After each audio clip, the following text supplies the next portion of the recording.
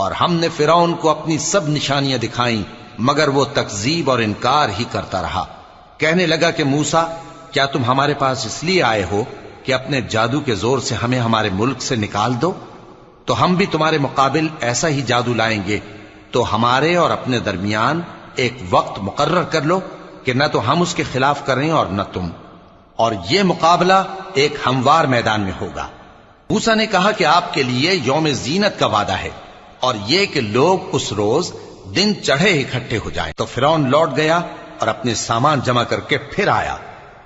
موسیٰ نے ان جادوگروں سے کہا کہ یہ تمہاری بربادی ہوگی، اللہ پر جھوٹ نہ باندھو، وہ تمہیں عذاب سے فنا کر دے گا، اور جس نے جھوٹ باندھا وہ نامراد رہا۔ تو وہ باہم اپنے معاملے میں جھگڑنے اور چپ کے سرگوشی کرنے لگے۔